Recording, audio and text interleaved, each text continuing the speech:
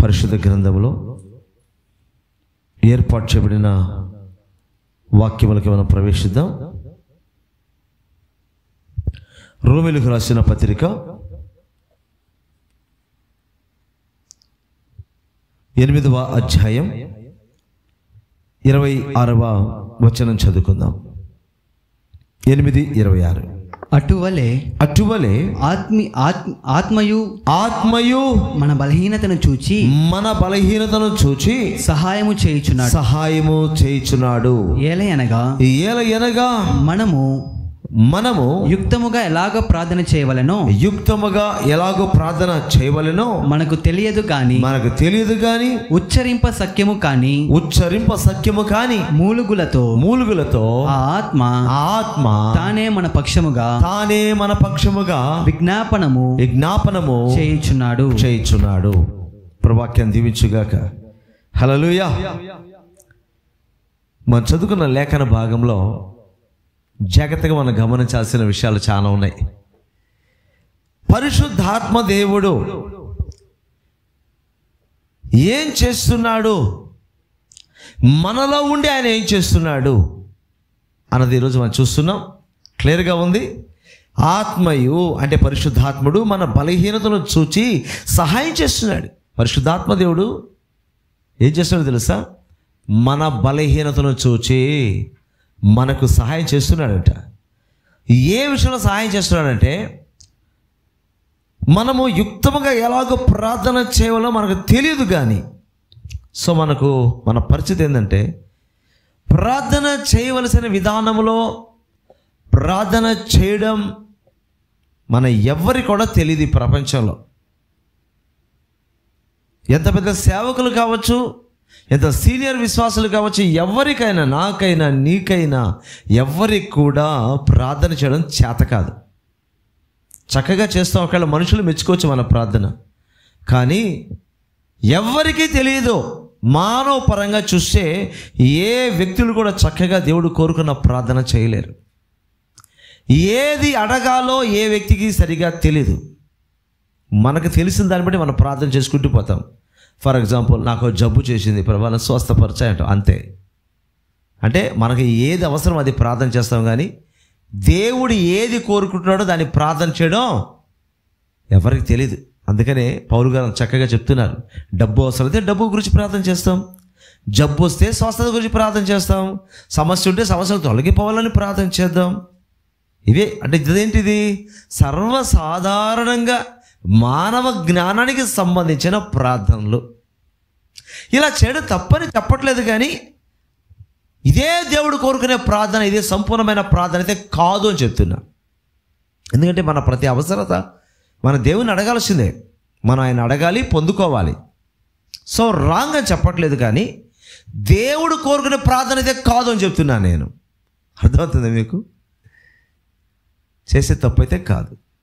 అలాగనే దేవుడు కోరుకునేదని మనం ఖచ్చితంగా చెప్పలేము. దేవుడు కోరుకునేది ఇంకోటి ఉండొచ్చు.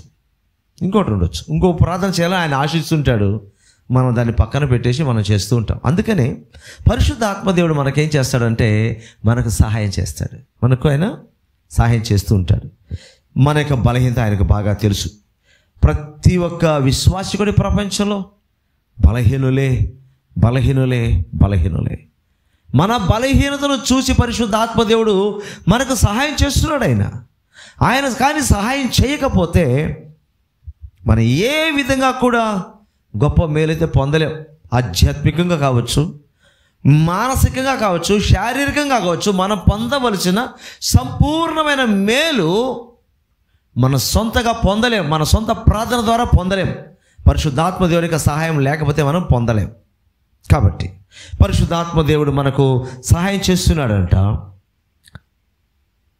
ఎలా చేస్తున్నాడు ఆయన? ఉచ్చరింప సఖ్యము కాని మూలుగులతో ఆ ఆత్మ తానే మన పక్షముగా విజ్ఞాపనము చేయుచున్నాడు.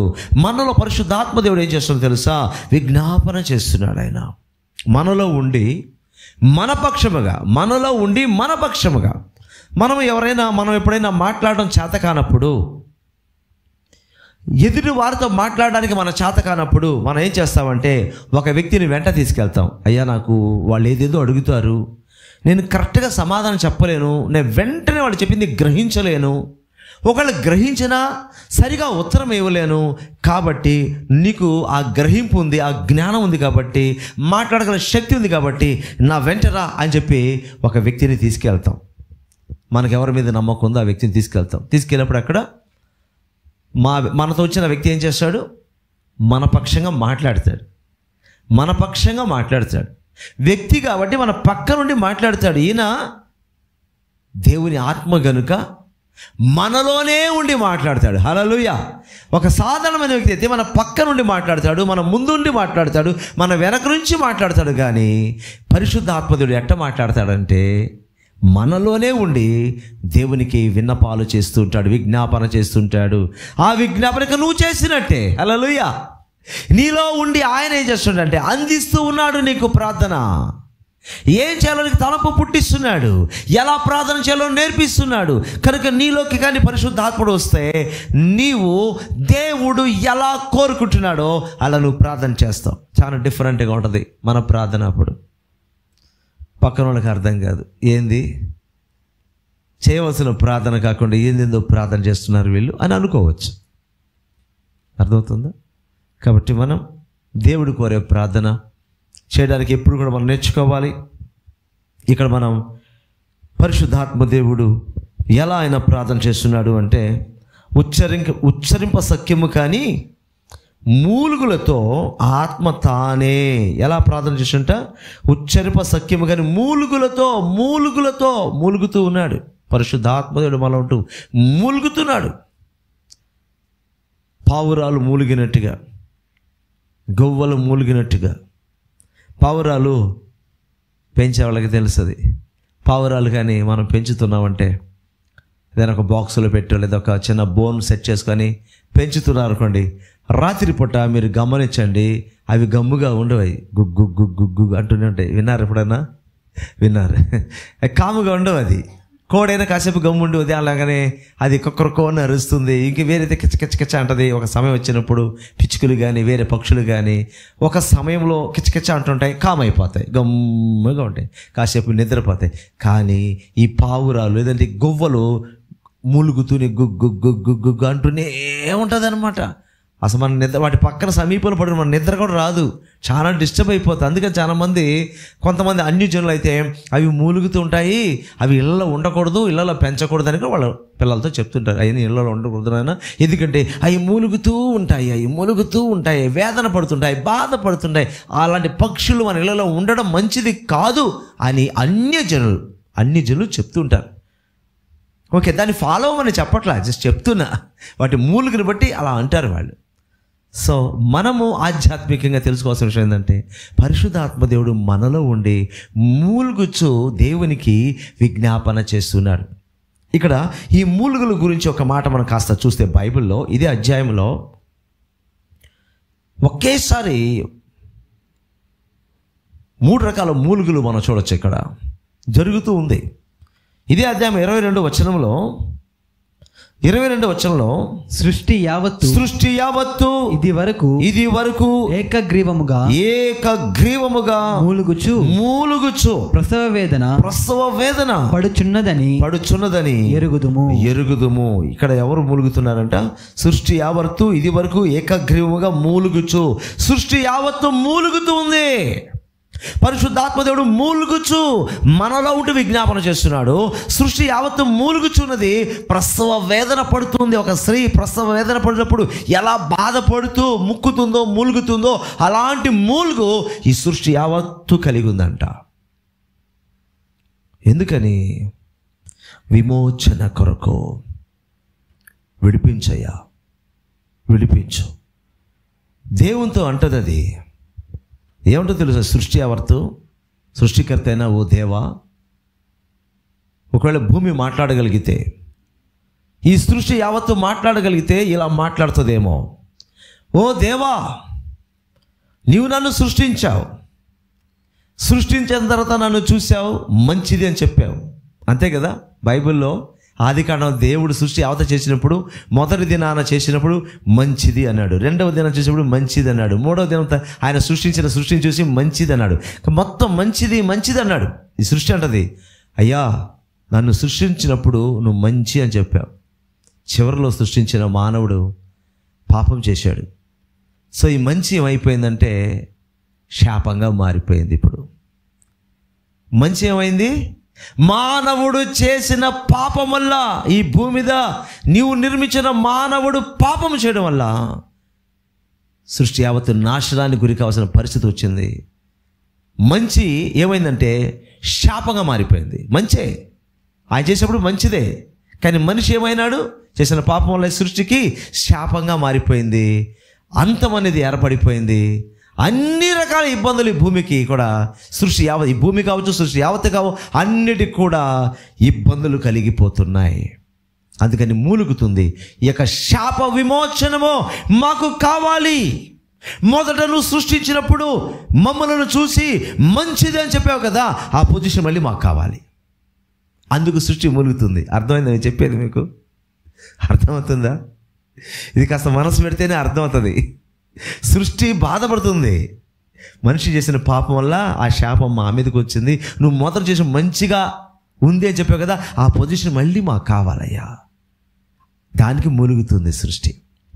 నెక్స్ట్ ఎవరు మూలుగుతుందో తెలుసా? 23వ వచనం ఇంకొక మూలుగు చూద్దామా? 23వ వచనంలో, అంతేకాదు ఆత్మ యొక్క ప్రథమ ఫలముల నొందిన మనము కూడా దత్తపుత్రాత్మ కొరకు అనగా మన దేహము యొక్క విమోచనము కొరకు కనిపెట్టుచు మనలో మనము మూలుగుచున్నాము. ఎవరంటే విశ్వాసులు మూలుగుచున్నారు. మనుషులు అని కాదు ఇక్కడ అర్థం, విశ్వాసులను ఎవరినంటారు? యేసుప్రభు నమ్ముకున్న వారు విశ్వాసులు. సో ఈ ప్రపంచంలో మనుషులందరూ మూలగటం లేదు, విశ్వాసులు మూలుగుచున్నారు. ఎందుకు మూలుగుచున్నారంటే మేము రక్షింపబడిపోయి ఉన్నాం, మేము పరలోక రాజ్యాన్ని స్వతంత్రించుకోవాలి, ఇంకా ఈ పాపిష్టి దేహములో ఎంతకాలం మేము ఉండాలి అని నిజ విశ్వాసులు, నిజ భక్తులు లోపల వాళ్ళు మూలుగుతూ ఉంటారు. త్వరగా మాకు విమోచన కావాలయ్యా. ఎక్కడి నుంచి విమోచన? ఈ శరీరం నుంచి మాకు విమోచన, విడుదల కావాలి. నీ రాజ్యానికి వెళ్ళిపోవాలంటే ఈ శరీరం ఉంటుంది, కుదరదు కదా. నీ పరిశుద్ధ రాజ్యం చేరుకోవాలంటే, నీ ముఖ దర్శనం చూడాలంటే, నీ స్వరూప దర్శనం చూడాలంటే ఈ శరీరము మాకు అడ్డుగా ఉంది. కాబట్టి ఈ శరీరం నుంచి మాకు త్వరగా విడుదల అనుగ్రహించమని నిజ విశ్వాసులు తమలో తాము మూలుగుతూ ఉంటారు. 3 రకాల మూలుగులు: సృష్టి మూలగడము విమోచన కొరకు, నిజ విశ్వాసులు మూలగడము దేహం నుంచి విమోచన కొరకు, పరిశుద్ధాత్మ దేవుడు మూలగడము దేవుని చిత్తము మన ద్వారా జరిగించడం కొరకు. చూసారా, 3 మూలుగులు ఉన్నాయి. దాని అర్థాలు మనం తెలుసుకున్నాం. ఈరోజు తెలుసుకుంటున్నామా? తెలుసుకోవాలి. పైన వెళ్ళిపోతే ఏం తెలియదు. ఇక అంతా పరిశుద్ధాత్మ దేవుడు మనం చాలా లోతుగా తీసుకెళ్తాడు. ఎంత లోతుగా తీసుకెళ్తాడు. మీరు ఎంత ఆశపడితే అంత లోతుగా మనందరూ నడిపించే సిద్ధంగా ఉన్నాడు. ఓకే, ఇప్పుడు మనము ఈరోజు ఏం చూస్తున్నామంటే, మన సృష్టి మూలుగుతుంది కదా, దాని గురించి నేను ముందుకు పోవటం లేదు. దానికి ఒక సబ్జెక్ట్ చెప్పవచ్చు. విశ్వాసులు మూలుగుతున్నారు, దాని గురించి ఇంకొక సబ్జెక్ట్ చెప్పుకోవచ్చు. కానీ ఈరోజు మన సబ్జెక్ట్ ఏంటంటే, విశ్వాసులో ఉన్నటువంటి పరిశుద్ధాత్మ దేవుడు మూలుగుచు విజ్ఞాపన చేస్తూ ఉన్నాడు. మనలో పరిశుద్ధాత్మ దేవుడు మూలుగుచు విజ్ఞాపన చేస్తున్నాడు. ఓకే, అయితే మొదట దేవుని బిడ్డలు గ్రహించాలి, మనలో పరిశుద్ధాత్ముడు ఉన్నాడా అనేది గమనించాలి. మనలో పరిశుద్ధాత్ముడు లేకుండా పరిశుద్ధాత్మ నాలో ఉండి మూలుగుచున్నాడు, విజ్ఞాపన చేస్తున్నాడు అనుకుంటే, అలాంటి విశ్వాసులు అయితే అసలు వాళ్ళకి ఏం అర్థం కాదు, తెలుసుకున్న ప్రయోజనం లేదు. సబ్జెక్ట్ పరంగా తెలుసుకోవచ్చు, అంతవరకే. బైబుల్లో ఉన్న విషయాలు ఇక్కడ ఆ రెఫరెన్స్, ఇక్కడ ఈ రెఫరెన్స్, అక్కడ ఆ భక్తుల జీవితంలో జరిగింది, ఇక్కడ ఈ భక్తులు, అన్ని జ్ఞానపరంగా తెలుసుకోవచ్చే తప్ప వారిలో అయితే జరగదు. అర్థమవుతుంది? పక్క ఇంట్లో చేపల కూర, ఎదురింట్లో చికెన్, అవతల ఇంట్లో మటన్ బిర్యానీ, ఇవన్నీ చెప్పి మన ఇంట్లో ఏం లేదనుకో, ఏమైనా ప్రయోజనం ఉందా? అంతే. అన్నీ తెలుసుకొని, బైబిల్ విషయాలు అన్నీ జ్ఞానం అంతా తెలుసుకొని మనలో ప్రాక్టికల్గా వర్కౌట్ కాలేదనుకో, వేస్ట్. ఈ దినాలు చాలామంది ఏంటంటే ఏదో జ్ఞానాన్ని పొందాలని జ్ఞానం పొందుతున్నారు, కానీ వాళ్ళ వ్యక్తిగత జీవితంలో దాన్ని అనుభవించలేని పరిస్థితుల్లో ఉన్నప్పుడు వాళ్ళు ఎలా అయిపోతారంటే ఇందాక నేను చెప్పినట్టు అయిపోద్ది. ఎక్కడెక్కడ ఏముంది అన్నీ తెలుసు, కానీ వాళ్ళ ఇంట్లో మాత్రం ఏం లేదు. ప్రయోజనం ఉంటుందా? కడుపు నిండుద్దా మనకి? వాళ్ళ ఇంట్లో చేపల కూర అంటే మన కడుపు నిండుద్దా? పలానా ఇంట్లో మటన్ బిర్యానీ అంటే మన కడుపులో నిండుద్దా? వాళ్ళు ఇంత చక్కగా చేశారు, వాళ్ళంతా చక్కగా చేశారు, వివరిస్తారు, నా కడుపు నిండుద్దా? నిండదు. నా కడుపు నిండాలంటే మా ఇంట్లో మేము చేసుకొని తినాలి. బైబిల్ కూడా అంతే. తెలుసుకోవడం మంచిదే, బట్ ఆ తెలుసుకున్న దాన్ని మన జీవితంలో అనుసరించకపోతే ఎటువంటి ప్రయోజనం ఉండదు. కాబట్టి ఈరోజు మనం చూస్తున్నాం, పరిశుద్ధాత్మ దేవుడు మనలో ఉండి మూలుగుతున్నాడు. మొదటి కారణం ఏంటంటే మనము బలహీనం కాబట్టి. పౌలు గారు చూడండి, ఆయన ఒక ప్రార్థన చేస్తున్నాడు. ఆ ప్రార్థనలో తన బలహీనత గురించి చెప్తున్నాడు. ఆయన 2 కొరింథీ 12వ అధ్యాయం 12వ అధ్యాయంలో 9-10 వచనం చదువుకుందాం. అందుకు నా కృప నీకు చాలును, నా కృప నీకు చాలును, బలహీనత యందు నా శక్తి పరిపూర్ణమగుచున్నదని ఆయన నాతో చెప్పెను. కాగా క్రీస్తు యొక్క శక్తి నా మీద నిలిచి ఉండు నిమిత్తము విశేషముగా నా బలహీనతల యందే బహు సంతోషముగా అతిశయపడుదును. కాబట్టి 2 వచనాలు చదివేసానైనా 10 కూడా చదివేసావా? ఓకే. కాబట్టి ఇక్కడ మనం గమనించాలి, పౌలు గారు ఒక బలహీనత ఉంది. ఆ బలహీనత గురించి దేవుని దగ్గర ముమ్మారు ప్రార్థన చేశాడు, మనకు బాగా తెలుసు. అయ్యి బలహీనత తీసేయి ప్రభా, ఈ బలహీనత తీసేయి ప్రభా అని అడుగుతున్నాడు. ప్రభు అయితే కనిపించి ప్రత్యక్షమై ఏం చెప్పాడు? నా కృప నీకు చాలును అన్నాడు. నా కృప నీకు చాలును అన్నాడు. సో వెంటనే అర్థమైపోయింది పౌలుకి. ఏం అర్థమైందంటే, దేవుడు నాకు ఈ బలహీనత తీసివేడు, కానీ కృప చాలు అంటున్నాడు. కృప చాలు, నా కృప ఉంటే చాలులే. నువ్వు ఎప్పుడైతే బలహీనుడో అప్పుడు నా శక్తి నీ మీదకి వచ్చేస్తుంది, అప్పుడు నువ్వు బలవంతుడు అయిపోతావు. ఇప్పుడు నేను బలహీనంగా ఉన్నప్పుడు దేవుని శక్తి నా మీదకి వస్తుంది, అప్పుడు నేను బలవంతుని అవుతా, బలమైన కార్యాలు చేస్తా. సో ఆయనకు శక్తి నాలోకి రావాలి, నేను శక్తిమంతుడిగా మారాలి, నేను శక్తి కలిగిన కార్యాలు చేయాలంటే నేను నా బలహీనతలో ఉండడమే నా గొప్ప సంతోషం. ఇక్కడ పౌలు గారికి కంటి జబ్బు అని కొంతమంది చెప్తారు, అది కావచ్చు, లేకపోతే ఇంకేమైనా బలహీనత కావచ్చు, మానసికమైన బలహీనత కావచ్చు, శారీరక బలహీనత కావచ్చు, లేక ఆత్మ సంబంధమైన బలహీనత కావచ్చు, ఏదైనా కావచ్చు. కానీ ఉన్నటువంటి కొన్ని భౌతిక పరిస్థితులు బట్టి చూస్తే ఆయనకు కంటి జబ్బు ఉంది, దానివల్ల చాలా ఇబ్బంది పడేవాడు. ఎప్పటికప్పుడు దేవుని కృప రావడంలో ముందుకెళ్ళేవాడు. ఓకే, మంచిదే, అలా అనుకోవడం తప్పేం కాదు. సో ఏ బలహీనత అయినా కావచ్చు, ఆ బలహీనతలో దేవునికి శక్తి వస్తేనే మనం బలపరచబడతాం. ఆయన శక్తి రాకపోతే మనం బలహీనులుగానే ఉండిపోతాం, మనం ఏమి కూడా చేయలేం. పరిశుద్ధాత్మ దేవుడు మనకు ఎందుకు సహాయం చేస్తున్నాడు అంటే, ఇక్కడ మొదటి పాయింట్, మన బలహీనులము. ప్రతి ఒక్కరూ గ్రహించగలగాలి, దేవునికి ఆత్మ మనలో లేకపోతే మనం నాశనం అయిపోతాం. అంతే కదా. ఇప్పుడు ఒక బలహీనత ఉంది ఒక వ్యక్తిలో, ఒక విశ్వాసం ఒక బలహీనత ఉంది. దేవుని శక్తి కానీ ఉంటే తనలో ఉన్న బలహీనతలో తన నాశనం కాకుండా ఉంటాడు, అదుపు చేసుకుంటూ పోతాడు. ఆ యొక్క విశ్వాసి ఆ బలహీనతను, ఆ బలహీనత వల్ల తన వ్యక్తిగత జీవితం, తన విశ్వాస జీవితం నాశనం కాకుండా, తన రక్షణ కోల్పోకుండా తను జాగ్రత్త పడగలడు.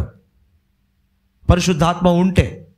పరిశుద్ధాత్మ లేకపోతే ఏమవుతుందంటే ఆ బలహీనత అతని నాశనంలోకి తీసుకెళ్ళిపోతుంది. అయితే పౌలు విషయంలో మనం అనుకుందాం, మరి దేవుడు బలహీనత తీసేయవచ్చు కదా. బలహీనత తీసేస్తే ఏ ఇబ్బంది లేదు కదా, హ్యాపీగా ముందుకు వెళ్ళిపోతాడు కదా అతను అని మనం అనుకుంటాం. కానీ పౌలు విషయంలో ఆయన చెప్పిన సమాధానం ఏంటంటే, నాకు చాలా గొప్ప గొప్ప దర్శనాలు వచ్చినాయి, దైవ దర్శనాలు చూశాను, పరలోక దర్శనాలు చూశాను. వాటి వలన ఒకవేళ అతిశయం వస్తుందేమో, గర్వం వస్తుందేమో, ఆధ్యాత్మికమైన గర్వం అండోయి. కొంతమంది ఆత్మీయంగా ఎదిగిన వాళ్ళ గర్వాంధులు అయిపోతారు కొంతమంది. ఈయన తన గురించి తానే చెప్తున్నాడు, ఒకవేళ అటువంటి గర్వం వస్తుందేమో, అతిశయం వస్తుంది, దానివల్ల పడిపోతాను, దానివల్ల దేవుడికి దూరం అయిపోతానేమో, అందుకనే నన్ను దేవుడు నలగగొట్టడానికి నాలో ఒక ముళ్ళు పెట్టాడు. సాతాను దూతలాగా ఒక ముళ్ళును పెట్టాడు దేవుడు. అదే బలహీనత. అది పోవాలని అడిగితే తీసేయలేదు, కానీ నా కృప నీకు చాలు అన్నాడు. కాబట్టి ఇక్కడ మనం గ్రహించాల్సిందంటే మనము బలహీనులము, ఏదో ఒక విషయంలో బలహీనులము, మన శక్తివంతులం కాదు. సో ఈ బలహీనత ఉన్నప్పుడు ఒకవైపు దేవుని కృప మనకు ఉంటుంది, సరేనా? దేవుని కృప అయితే ఎప్పుడు ఉంటుంది. దేవుని నమ్ముకున్న ప్రజలందరి మీద దేవుని కృప ఉంటుంది. నిజముగా దేవుని విశ్వాసం ఉంచిన వారి యొక్క జీవితాల్లో దేవుని కృప వారు అనుభవిస్తారు. ఎట్ ఎ టైం మరొక విషయం గమనించాలి, దేవునికి ఆత్మ నడిపింపు కూడా మనకు కావాలి. అప్పుడు మనం జయిస్తాం. ఇప్పుడు దేవుని కృప ఉందండి. ఇప్పుడు చెప్తాను చూడండి, మీకు బాగా అర్థం చేసుకోండి. ఇప్పుడు ఒక వ్యక్తి బలహీనుడు, ఏదో ఒక బలహీనత ఉంది అతనిలో. ఒక విశ్వాసి, ఒక దేవుని బిడ్డ బలహీనత కలిగి ఉన్నాడు. కృప ఉంది. ఆ కృప వల్ల ఏమవుతాడంటే క్షమించబడుతూ పోతూ ఉంటాడు. ఏదో ఒక బలహీనత గురయ్యాడు, ప్రభువుని క్షమించయ్యా కోరుకుంటాడు. దేవుని క్షమాపణ అడుగుతాడు, క్షమాపణ పొందుతూ కూడా ఉంటాడు. క్షమింపబడతాడు కూడా, ఎందుకంటే అడుగుతున్నాడు కాబట్టి ఖచ్చితంగా క్షమింపబడతాడు. కానీ కృపతో పాటు దేవుని ఆత్మ కూడా మనం కలిగి ఉన్నాం అనుకో, మన బలహీనత మనం జయించుకుంటూ ముందుకు వెళ్ళిపోతాం. హల్లెలూయా. ఆ జయించగల శక్తి మనకు వస్తుంది. కృప అవసరం, మనకు కృప ఖచ్చితంగా అవసరం. అలాగే దేవునికి ఆత్మ నడిపింపు కూడా, దేవునికి ఆత్మ నడిపింపు నింపుదల కూడా అవసరం. ఇప్పుడు అంటే మీకు చెప్తా చూడండి, ఇంకొక చిన్న ఉదాహరణ చెప్తే మీకు అర్థమవుతుంది. ఒక విశ్వాసి గురించి మనం మాట్లాడతాం, అందుకని పదే విశ్వాసం అంటున్నా. అన్ని జనులకు నేను చెప్పట్లా. పొరపాట్లు చేస్తున్నాడు, తప్పులు చేస్తున్నాడు, దేవుని దగ్గర క్షమాపణ కోరుతున్నాడు. ఇది కృపతో ముందుకు వెళ్ళిపోతున్నాడు, జీవితం వెళ్ళిపోతుంది. ఏదో వెళ్ళిపోతున్నాడు, భక్తిలోనే ఉన్నాడు, దేవుని నుంచి దేవుని నుంచి వేరైపోలేదు, కానీ దేవునిలో ఉన్నాడు, భక్తితో వెళ్ళిపోతున్నాడు, క్షమాపణ అడుగుతున్నాడు, పొందుకుంటున్నాడు, దేవుడు క్షమించుకుంటుంటున్నాడు. మరి దేవుడు కూడా అంటాడు, నువ్వు తప్పు చేస్తున్నావు, క్షమించంటున్నావు, మళ్ళీ నేను క్షమిస్తున్నా. జయించేది ఎప్పుడు నువ్వు? ఒక కుర్రోడంట ఒక తప్పు చేశాడంట. వాళ్ళ నాన్న దగ్గరకు వచ్చి, డాడీ సారీ డాడీ, తప్పు చేశాను డాడీ, సారీ డాడీ అని. అప్పుడు వాళ్ళ డాడీ అన్నాడంట, సరే ఇట్రా నువ్వు ఇట్రా అన్నాడంట. ఇటు వచ్చి ఒక పెద్ద చెక్క మొక్క ఇచ్చి దాని మీద చీలతో కొట్టు, నువ్వు తప్పు చేసే ప్రతిసారి నా దగ్గర వచ్చి క్షమాపణ కోరుతావు కదా, ఒక చీల తీసుకొని దాని మీద కొట్టు, అంటే దాని మీద ఒక ఘాటు వేయమని కొట్టు. రెండోసారి వచ్చాడు, డాడీ ఈసారి పలానా విషయాలు తప్పు చేశాను, అవునా క్షమిస్తున్నా, క్షమించి డాడీ అడుగుతున్నాడు, క్షమించాను అంటున్నాడు. వీటిని వెంటనే దాని మీద ఆ చెక్క మీద నువ్వు చీలతో ఒక ఘాటు వేయి. సో చాలా రోజు అయిపోయింది. మళ్ళీ తండ్రి దగ్గరకు వచ్చేప్పుడు తండ్రి అంటాడు, నీకు ఒక చెక్క ఇచ్చాను కదా, ఆ చెక్క తీసుకుని అంటాడు. తీసుకొస్తే నువ్వు చాలాసార్లు నా దగ్గర పాప క్షమాపణ అడిగావు, క్షమించమన్నావు, నేను క్షమించేశా, నువ్వు అడిగావు నేను క్షమించేశా. కానీ ప్రతిసారి చెక్క మీద నువ్వు కొట్టావు కదా, అది పోయిందా? అలాగే ఉందా? అలాగే ఉంది. నేను క్షమించినా కూడా నువ్వు చేసిన తప్పు అక్కడ అలాగే ఉంది, క్షమింపబడ్డావు, బట్ దానికి సంబంధించినటువంటి చిహ్నము అలాగే చెక్కకి ఎలాగుందో నీ జీవితంలో అలాగే ఉండిపోతుంది. నీ జీవితంలో అలాగే ఉండిపోద్ది. నువ్వు క్షమాపణ నేను క్షమించేసావు, ఓకే, కానీ వాటి గుర్తులు, ఆ గుర్తులు అలాగే చెక్క మీద ఎలాగైతే గుర్తులు ఉండిపోయాయో నీ గురించి నా గుర్తులు నా మనసులో ఉండిపోతాయి. పోవై. క్షమించా, నువ్వు క్షమింపబడ్డావు, అంతవరకే నీకు తెలుస్తుంది, బట్ ఆ గుర్తులు నీ మనసులో ఉండిపోతాయి, నా మనసులోనూ ఉండిపోతాయి. అవి ఎక్కడికి పోవు. వీలైతే మన గురించి తెలిసిన వాళ్ళ మనసులో కూడా నిండిపోతాయి ఆ మచ్చలు. వీళ్ళు పలానప్పుడు ఇతను ఇలా మాట్లాడాడు, పలానప్పుడు ఈమె ఇలా చేసింది, నువ్వేమో క్షమింపడ్డావు దేవుని దగ్గర, ఓకే, నువ్వు క్షమింపడ్డావు, ఆయన క్షమించేశాడు, కానీ ఆ గుర్తులు నీ మనసులో ఉంది, నీ తెలిసిన వారి మనసులో ఉంది, క్షమించిన ఆయన మనసులో కూడా ఉంది. పోలా. కృపతో మాత్రం ముందుకెళ్ళిపోతారు. కానీ కృప లేకపోతే అసలు మనం ఇది కూడా లేదు, ఇంకా అవుట్ అయిపోతాం. కృప కావాలి మనకు.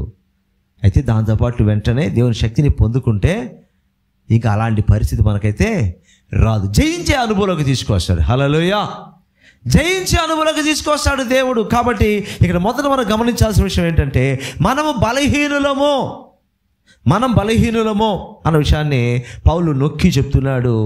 అది తెలుసుకుంటే మనం ఎందుకు చెప్తుంటే బలహీనులు అని చెప్పి ఎందుకు నొక్కి చెప్తున్నానంటే మరలా బలహీనతలు పడమని కాదు, మరలా ఏదో చేసి ఆ రోజు పాస్టర్ గారు చెప్పారండి మన బలహీనలు, అందుకే ఇది చేసేసాం బలహీనలు, ఇలా అనడానికి కాదు చెప్పేది. బైబిల్లో దేవుడు చాలాసార్లు భక్తుల యొక్క పాపాలు ఎందుకు రాశాడంటే ఆ పాపాలు చదివి తెలుసుకొని పాపం చేయమని కాదు. ఒరే నాయనా, అంత గొప్ప భక్తులే ఇలాంటి పడిపోయారు, నువ్వు జాగ్రత్త. ఇప్పుడు బలహీనుడు రాలు అనేది ఎందుకు చెప్తున్నావంటే జాగ్రత్త పడ్డానికి నువ్వు జాగ్రత్తగా ఉండు. బలహీనుడు కదా, జాగ్రత్తగా ఉండు. బలహీనురాలు కదా, పరిస్థితుల కోసం దూరంగా ఉండు. జాగ్రత్త పడడం కోసం దేవుడు గుర్తు చేస్తున్నాడు కానీ మరలా అదే చేయడం కోసం దేవుడు గుర్తు చేయట్లా. అది ఇక్కడ మనం బ్యాలెన్స్డ్గా అర్థం చేసుకోవాలి. సాతాను బోధ అయితే దేవుడే చెప్పాడని బలహీనుడని చేసేయి, తప్పు చేసేయి, పాపం చేసేయి, మళ్ళా క్షమాపణ అడుగు, దేవుడు చెప్పాడు కదా బలహీనుడని. అది సైతాను బోధ. దేవుడు అంటాడు నిన్ను బలహీనుడు ఎందుకు చెప్పాడు, నిజస్థితి తెలుసుకొని జాగ్రత్త పడ్డాన్ని చెప్పా. నువ్వు జాగ్రత్త పడడానికి చెప్పాను కానీ మరలా చేయడానికి నేను చెప్పలా. అది దేవుని యొక్క బోధ. జాగ్రత్త మనం ఏ బోధలో ఉన్నా చూసుకోవాలి. నెక్స్ట్, పరిశుద్ధాత్మ దేవుడు మనకెందుకు సహాయం చేస్తుంటే మన బలహీనులు ఆయన తెలుసు, మన దేవుని ప్రజలను బట్ బలహీనం తెలుసు కాబట్టి ఆయన మనకు సహాయం చేస్తున్నాడు. రెండవదిగా మనం చూస్తే పరిశుద్ధాత్మ దేవుడు మనలోని మూలుగుచు ప్రార్థన చేస్తున్నాడు కదా, మనలో మూలుగుచుండు విజ్ఞాపనము చేస్తున్నాడు కదా. మరి ఆయన మనలో ఉంటూ మూలుగుతూ విజ్ఞాపన చేస్తున్నాడు కదా, అది ఏం చేస్తున్నాడు? ఆయన ఏమని చేస్తున్నాడు మనకంటే తెలుస్తుంది. మీరు అనుకోవచ్చు, మీరే చెప్పారు కదా మనలోంటి ప్రేయర్ చేస్తున్నప్పుడు మనం ఆ పదాలన్నీ పలుకుతామని. కొన్నే మనకు తెలుస్తుంది, కొన్ని మనకు తెలియదు. పరిశుద్ధాత్మదుడు మనలో ఉండి మూలుగుతూ విజ్ఞాపన చేయడం కొన్ని మన నోటితో మనం వల్లిచ్చినప్పుడు తెలుస్తుంది. అది మన జ్ఞానానికి వచ్చి ఆ జ్ఞానం చొప్పున మనం పలికినప్పుడు ఈరోజు ఆత్మచేత ప్రేరేపింపబడి నేను ఇలా ప్రేయర్ చేశాను. కొన్ని నీ గ్రహింపుకు రాదు, కానీ లోపల ఆయన చేస్తూ ఉంటాడు, గ్రహింపుకు రాదు. ఇప్పుడు మనం తెలుసుకోవాలి అంటే ఇప్పుడు ఆయన మనలో ఉండి విజ్ఞాపన చేస్తున్నాడు. ఏ విజ్ఞాపన చేస్తున్నాడు, ఎలా చేస్తున్నాడు, ఏ అంశాల గురించి చేస్తుంటాడు, ఒకవేళ చేస్తే ఏ అంశాల గురించి చేస్తున్నాడు అని మనం తెలుసుకోవాలంటే పరిశుద్ధాత్మతో బాగా నింపబడి పరిశుద్ధాత్మ ద్వారా ప్రార్థన విజ్ఞాపన చేసేవాడు అంటే సంపూర్ణంగా గ్రహించి ఎవరైతే అలా ప్రార్థన విజ్ఞాపన చేస్తారో దాన్ని బట్టి మనకు అర్థమవుతుంది పరిశుద్ధాత్మ దేవుడు ఇలాగా నా పక్షముగా నాలో ఉండి నా పక్షముగా ప్రార్థన విజ్ఞాపన చేస్తున్నాడని అర్థమవుతుంది. ఇప్పుడు ఒక ఉదాహరణ తీసుకురాబోతున్నాం మీ ముందుకి. ఇప్పుడు అర్థమైపోద్ది మనకి.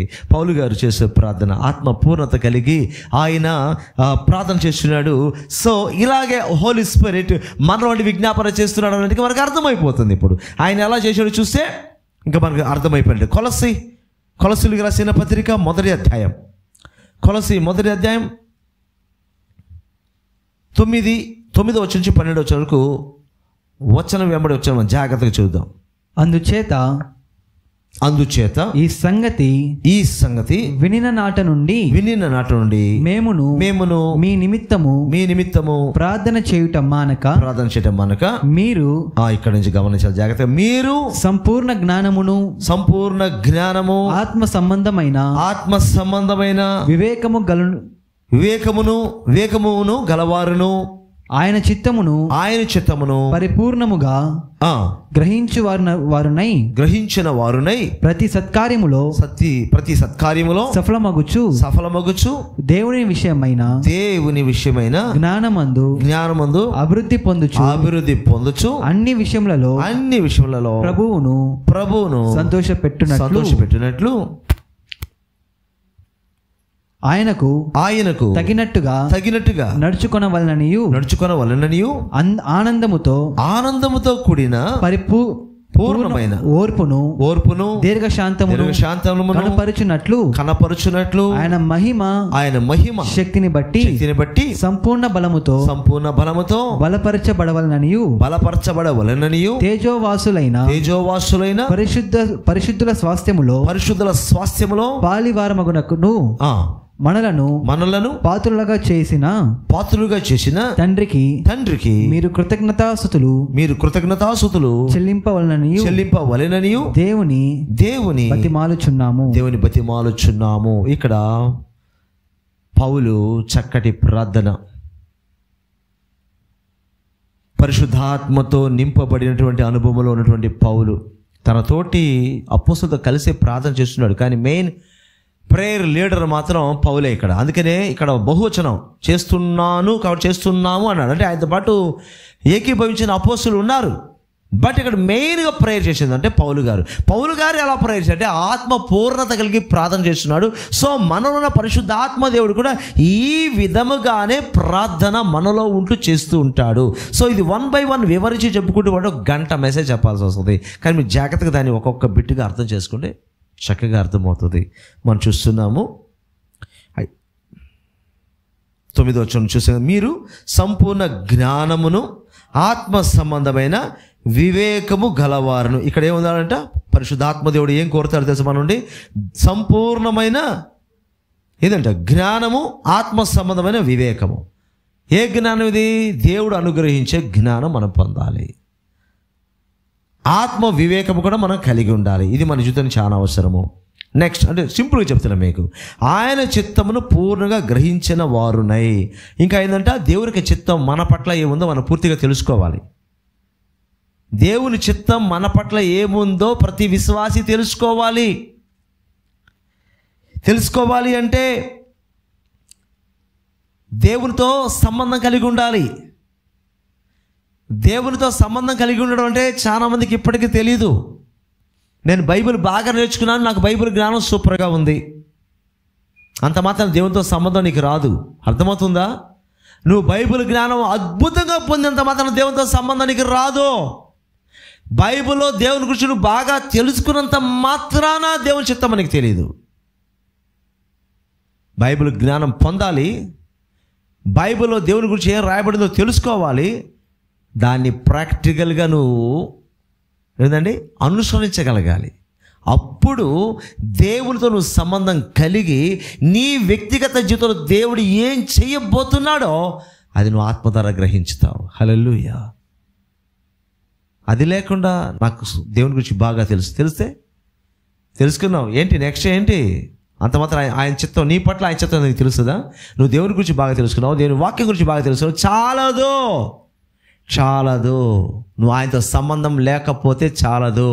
నువ్వు సీఎం గురించి ఎంత తెలుసుకుంటే ఏం లాభం నీకు? సీఎం గురించి బాగా తెలుసుకుని చెప్పగలవు అనుకో, 1 గంట సేపు నువ్వు మాట్లాడగలవు. ప్రజెంట్ మన సీఎం చంద్రబాబు నాయుడు. ఓకే, నువ్వు చంద్రబాబు నాయుడు గురించి బాగా తెలుసుకున్నావు. చంద్రబాబు ఇచ్చేటువంటి లేదంటే ఏదంటే ఆయన చాలా పెట్టాడు కదా ప్రజలకు, అది చేస్తాం ఇది చేస్తామని ఉంటాయి కదా, అవన్నీ కూడా నువ్వు తెలుసుకోవచ్చు. ఓకేనా? సరిపోద్దా?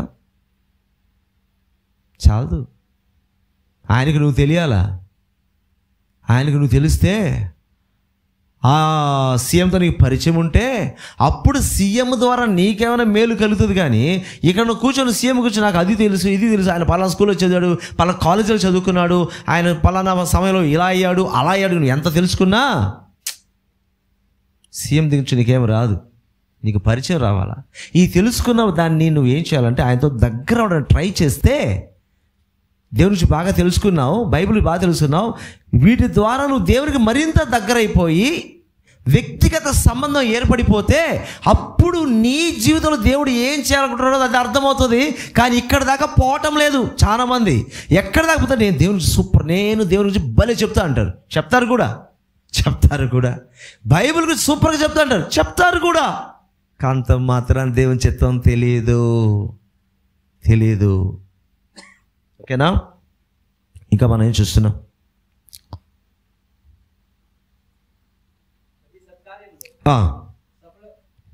ప్రతి సత్కార్యములో సఫలులగుచు దేవుని విషయమైన జ్ఞానమును అభివృద్ధి పొందుచు అన్ని విషయములలో ప్రభువును సంతోషపెట్టినట్లు. ఇక్కడ ఏం చేస్తాం? ప్రతి సత్కార్యముందు సఫలమగుచు అంటే పరిశుద్ధాత్మడు ఏం కోరుతున్నాడు? మంచి పనులు చేస్తూ దాంట్లో సక్సెస్ పొందాలంట. మనం దేవుడు కోరుకునే మంచి పనులు చేస్తూ అందులో సఫలులు అవ్వాలి. అది దేవుడు కోరుకుంటున్నాడు. అలా చేస్తున్నామా? లేదు. దేవుని విషయమైన జ్ఞానముందు అభివృద్ధి పొందొచ్చు. దేవుని గురించి జ్ఞానంలో అభివృద్ధి పొందుతూ పోతూనే ఉండాలి. దేవుని గురించి నాకు సంపూర్ణంగా తెలుసని ఎవడు చెప్పలేడు ఈ ప్రపంచంలో. తెలుసా? సంపూర్ణంగా తెలుసు ఎవరికైనా దేవుని గురించి? దైవ జ్ఞానం సంపూర్ణంగా ఎవరికైనా ఉందా? ఎవ్వరికీ లేదు అన్నదే వాస్తవం. అది మన జీవితకాలంలో ఎంతవరకు దేవుని గురించి తెలుసు అందరూ తెలుసుకుంటూ పోతూనే దైవ జ్ఞానం పొందుతూనే పోవాలి. ఇది ఇంతే అయిపోయింది, ఇది ఇంతే అయిపోయింది, ఇది ఇంతే అయిపోయింది, దీని మించి లేదు అని చెప్పడానికి లేదు. దైవ జ్ఞానంలో ఎంతో ఎంతో ఎంతో మనం ఎదగాలని పరిశుద్ధ ఆత్మదేవుడు మనలో ఉండి ఇలా ప్రేయర్ చేస్తాడు. పౌలు గారు ఎలాగైతే ఆత్మ పూర్ణత కలిగి ప్రార్థన చేశాడో హోలీ స్పిరిట్ మనలోకి వస్తే ఇలాగే ప్రేయర్ చేస్తాడు మన గురించి. దీనికి ఒక నమూనా లాంటిది ఇది. అన్ని విషయములలో ప్రభువును సంతోషపెట్టినట్లు ప్రతి విషయంలో దేవుని సంతోషపెట్టడమే హోలీ స్పిరిట్. పరిశుద్ధ ఆత్మదేవుడు మనోడు ఏం విజ్ఞాపన చేస్తాడో తెలుసు. అన్ని విషయాల్లో ఈ విశ్వాసి నిన్ను సంతోషపెట్టాలి. అలా ఉన్నామా? చాలా మటుకు లేదే.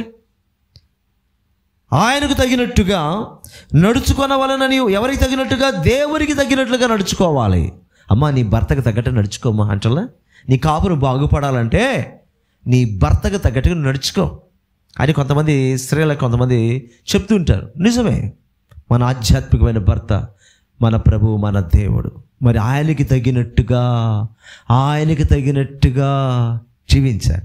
ఆయనకు తగినట్టుగా అంటే ముందు ఆయన అంటే నీకు తెలియాలి. ఆయనకు తగినట్టుగా ఇప్పుడు భర్త రిచ్ అనుకో, పక్కన భార్య పని మనిషి వెళ్తే బాగుంటుందా? భర్త రిచ్, భార్య అట్లాగే ఉండాలి. అంటే వే ఆఫ్ డ్రెస్సింగ్ అంటాం. సో అది మీకు డ్రెస్ గురించి చెప్పడం కాదు, కానీ ఆయన పరిశుద్ధుడు, ఆయన తగినట్టుగా నువ్వు పరిశుద్ధతగా జీవించాలి. ఆయన ప్రతి విషయంలో ఆయన ఎలా ఆలోచిస్తాడో నువ్వు ఆలోచన చేయగలగాలి. ఆయన ఏం చేయదలుస్తాడో నువ్వు అది చేయగలగాలి. అప్పుడు ఆయన తగినట్టుగా అప్పుడు ఏమంటారు తెలుసా? లోక సంబంధంగా చెప్పాలంటే వాళ్ళ భర్త ఎట్లానో భార్య కూడా అంతే. ఆయన ఏం ఆలోచిస్తాడో ఆమె అదే ఆలోచిస్తుంది. ఆయన ఏం చేయాలనుకుంటాడో ఆమె అదే చేయాలనుకుంటుంది. అతను ఎలా జీవించాలనుకుంటాడో ఆమె అలాగే జీవించాలనుకుంటుంది కదా. అందుకని భార్య భర్తలు ఏమంటారు? ఏక శరీరం అంటారు. ఇక్కడ ఆధ్యాత్మిక ఏక శరీరం అంటే మనం ప్రభు. హల్లెలూయా. ఆధ్యాత్మిక మనం ప్రభువే. ఆత్మలో ఏక శరీరం. ఆధ్యాత్మికంగా భౌతికంగా ఏక శరీరం వేరే కావచ్చు, కానీ ఆధ్యాత్మిక ఏక శరీరం మనము ప్రభువు విశ్వాసే. ఆధ్యాత్మికమైన ఏక శరీరం అంటే ఆయనకు తగినట్టుగా అన్ని విషయాలు ఆయనకు తగినట్టుగా జీవించమని పరిశుద్ధ ఆత్మదేవుడు చెప్తున్నాడు. ఇంకా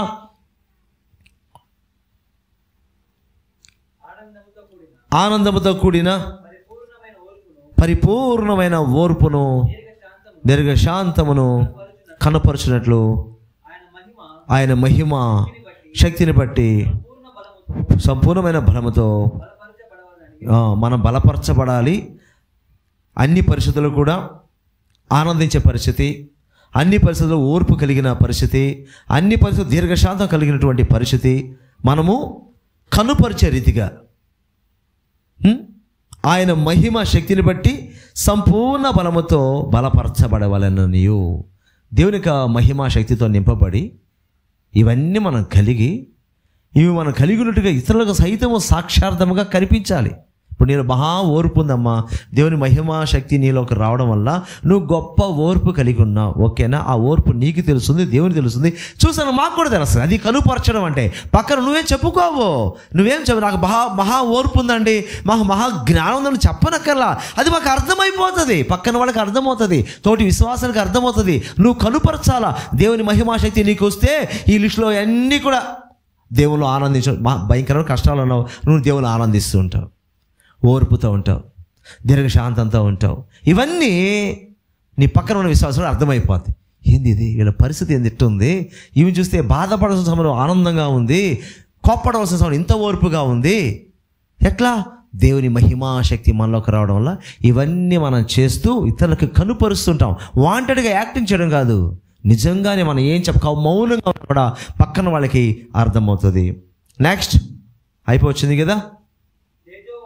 తేజోవాసులైన పరిశుద్ధుల స్వాస్థ్యములో మనలను పాత్రులుగా చేసిన తండ్రికి ఓకే ఓకే, ఈ ప్రేయర్ ఏంటంట, మనం ఎప్పుడు కూడా దేవునికి కృతజ్ఞతాస్తుతులు చెల్లించే వారంగా ఉండాలి. తేజోవాసుల స్వాస్థ్యమందు మనల్ని దేవుడు చేర్చబోతున్నాడు. దానిని బట్టి మనం నిరంతరం దేవుని కృతజ్ఞతాస్తుతులు చెల్లించే వారంగా ఉండాలండి. ఇది పరిశుద్ధాత్మ ద్వారా పౌలు గారు చేసిన ప్రార్థన. సో పరిశుద్ధాత్మ దేవుడు మనలోనే ఉండి విజ్ఞాపన చేశాడు కదా, ఇంచుమించి ఇలాగే ఉంటుంది. ఇప్పుడు నీకు చాలా టూకీగా చెప్పా, ఇంచుమించి గంట పైన చెప్పొచ్చు వివరించి. ప్రభు చిత్తమైతే సపరేట్ మెసేజ్గా చూసుకుందాం, దాన్ని సపరేట్ మెసేజ్ చూసుకుందాం. ఎలా ఉంటుంది హోలీ స్పిరిట్ ప్రేయర్ అంశాలు ఎలా ఉంటాయి, పరిశుద్ధాత్మక అంశాలు ఎలా ఉంటాయి చూసుకున్నప్పుడు దీన్ని విడగొట్టి తీసుకెళ్తే పెద్ద మెసేజ్ అయిపోద్ది. మీకు అంత టైం లేదు, వినే టైం లేదు. దాన్ని వినాలన్నా కూడా ఓపిక కావాలి, అర్థం చేసుకునేటువంటి ఆధ్యాత్మిక జ్ఞానం కావాలి, సహనం కావాలి. నేను ఇంకా తెలుసుకోవాలి తప్పన లోపల ఉంటాయి తప్ప ఇది ఎంత చెప్పినా కానీ లోపలికైతే పోదు. ఆ తపన ఉన్న వాళ్ళకి మాత్రమే ఆ రిసీవింగ్ చేసుకుంటూ పోతారు, కానీ లేకపోతే గందరగోళంగా ఉంటుంది. చూడండి, మనం ఎంత తక్కువ చూసుకొని ఎంత టైం అయిపోయింది. ఈరోజు ఒక్క విషయం చూసాం, పరిశుద్ధాత్మ దేవుడు మనలో ఉండి ములుగుతున్నాడు. పరిశుద్ధాత్మ దేవుడు మాత్రమే కాదు, విశ్వాసం ములుగుతున్నారు, ఈ సృష్టి యావత్తు ములుగుతుంది. ఆ సబ్జెక్టులు మనం చూడలేదు. పరిశుద్ధాత్మ దేవుడే మనలో ఉండి ములుగుతున్న సబ్జెక్ట్ చూసాం. ఎందుకు ములుగుతున్నారంటే ఆయన మనకు సహాయం చేశాడు. ఎందుకు సహాయం చేశాడంటే మన బలహీనలము.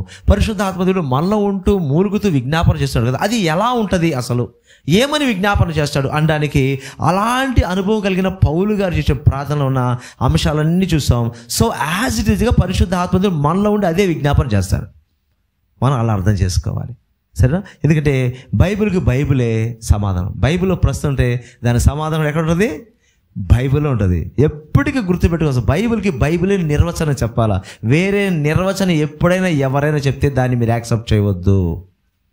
బైబిల్ ఒక పదానికి, బైబిల్ ప్రార్థన అనుకోండి, ప్రార్థన నుంచి బైబిలే నిర్వచనం చెప్పాలా. దాని గురించి అన్య మతస్థుల వివరణ ఇవ్వకూడదు, వాళ్ళ గ్రంథానికి సంబంధించిన వివరణ ఇవ్వకూడదు. అది నువ్వు తీసుకుంటే రాంగ్. అది ఆత్మజ్ఞానం మనం కలిగి ఉండాలి. ఏదైనా బైబిల్లో ప్రతి దానికి బైబిలే నిర్వచనం ఇవ్వాలి, బైబిల్లో ప్రతి ప్రశ్నకు బైబిలే సమాధానం ఇవ్వాలి. మొత్తం దేవుడు ఇందులో నిక్షిప్తపరిచాడు. మనం ఆత్మజ్ఞానంతో చూడగలిగితే అన్నీ తెలుస్తుంది. ఎంత జ్ఞానం దేవుని గురించి ఎంత తెలుసుకున్నా, బైబిల్ గురించి ఎంత తెలుసుకున్నా, ఆయనతో వ్యక్తిగతమైన సంబంధం లేకపోతే ఆయన చిత్తాన్ని మనం జరిగించలేం. అది తెలియక కొంతమంది ఏమంటారంటే, నీ గురించి ఆయన దేవుని చిత్తం ఉండేది, నీ గురించి ఉండేది ఏంది, బైబిల్ చదివితే అంతే, అది అర్థమైపోద్ది నీకు. అది ఎట్లా అర్థమవుతుంది? పరలోక సంబంధమైన విషయాలు తెలియాలంటే వ్యక్తిగతమైన బంధం ఏర్పడాలి. దానికి బైబిల్ నీకు గైడ్ లాగా సహకరిస్తుంది. అర్థమవుతుందా? నీ వ్యక్తిగతంగా ఏముందో బైబిల్ నీకు చెప్పలేకపోవచ్చు, కానీ అక్కడ నడిపిస్తుంది నిన్ను. నేను బైబిల్ తక్కువ చేసి మాట్లాడాను. బైబిల్ జ్ఞానం నేను ఏం చేస్తానంటే అక్కడికి నడిపిస్తుంది అని చెప్తున్నా నేను. అది తెలుసుకోవడం నీకు ఉపయోగపడుతుంది, ఆ ప్రాసెస్ చేయడానికి ఉపయోగపడుతుంది. అంతేగాని కొంతమంది చెప్తున్నట్లుగా నీకు సపరేట్గా దేవుడు తన చిత్తం చెప్పాలా? ఏం పౌలుకి చెప్పలా? మరి నాకెందుకు చెప్పడో? పేదరికి చెప్పలేదా? మరి నాకెందుకు చెప్పడో? నాకు సంబంధించి నాకు చెప్తాడు దేవుడు. పౌలు గారికి చెప్పింది పౌలు గారికి చెప్పాడు ఆయన. అనేకులకు దేవుడు ఎలా చెప్పాడో నీతోనూ చెప్తాడు, తెలుసా? నాతోనే కాదు, నీతో కూడా చెప్తాడు. అక్కడికి వెళ్ళగలిగితే అప్పుడు నీ పట్ల ఆయన ఉద్దేశం ఏంటో ఆయన నీకు చెప్పి నిన్ను పరిపూర్ణతకు తీసుకొస్తాడు. దాన్ని అక్కడికి నడిపించడానికి ఈ బైబిల్ మనం సహకరిస్తుంది. ఓకేనా? ఓకే, మంచిది. ప్రభు సందేశం దీవించుగాక. పరిశుద్ధాత్మ అనుభవాలకు మనం ముందుకు ఇంకా లోతుగా వెళ్ళడానికి మనం ఆశ కలిగి ఉందాం.